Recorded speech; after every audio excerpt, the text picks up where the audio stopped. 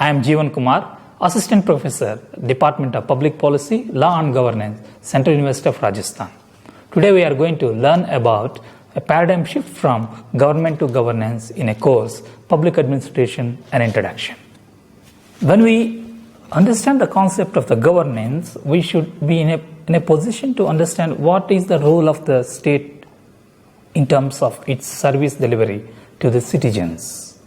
So, the role of state is closely linked with the concept of governance, because the concept of governance has redefined the role of the state.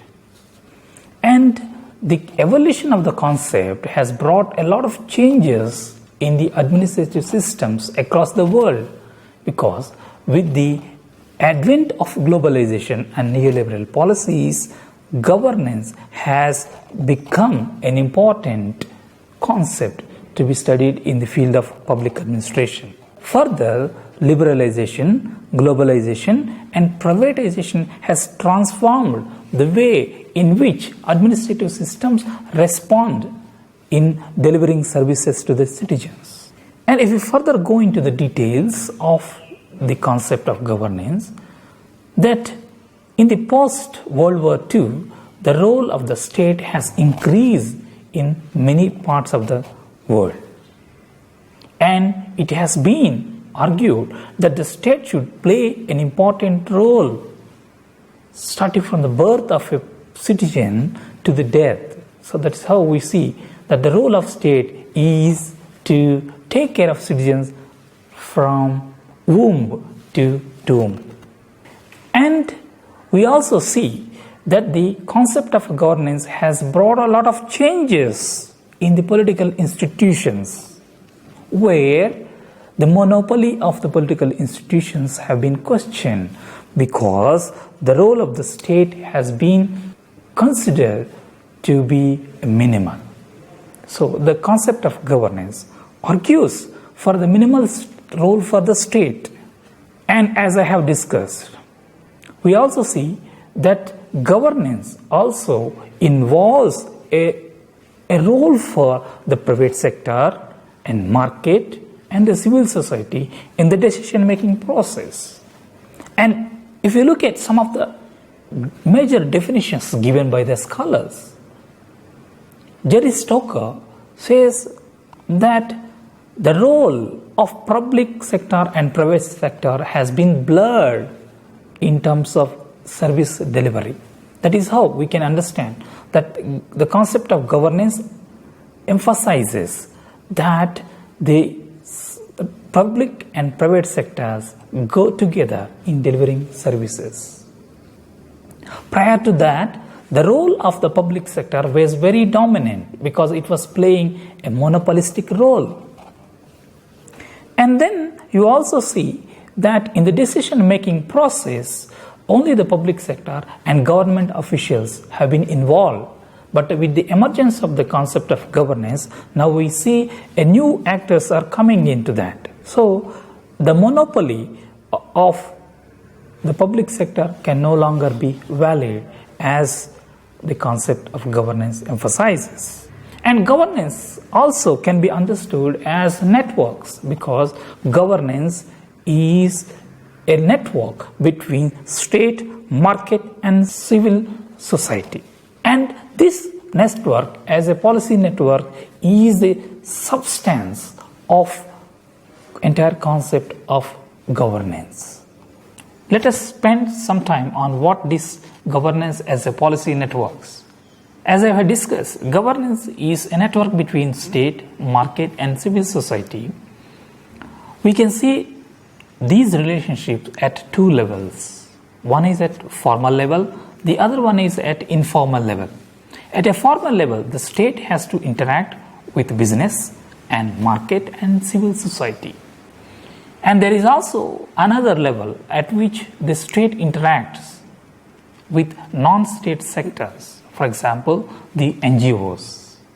And we also can understand governance at the implementation level also, and operation level also. So the concept of governance as a policy networks assumes that these networks are necessary to get service delivery done, which was earlier dominated by the public sector alone. When we understand the concept of the governance, we also need to link it to the democracy. And in the discourse on governance, we see that governance is the one which enhances the economic liberalism and side by side the democracy. And in the process, what happened is good governance is equated with democracy and economic liberalism, while bad governance is seen as the more intervention of the state. So the concept of a governance has redefined the notions of the functioning of the government as such. So good governance seeks minimal role for the state in terms of its service delivery, and the gap that is left by the public sector will be filled with the non-state sectors like NGOs and business. This is the concept of governance and its meaning. Here again, we have to see the notions of governance vis-a-vis civil society. What is a civil society?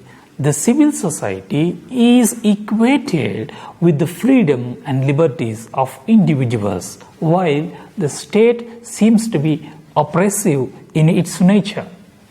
So there was an increasingly argument that civil society can do everything, and what the state cannot do. And the civil society is equated with the idea of the liberalization, while the state is equated with the more interventionist and more oppressive in that. So the more the presence of the civil society, the more the scope for the democracy.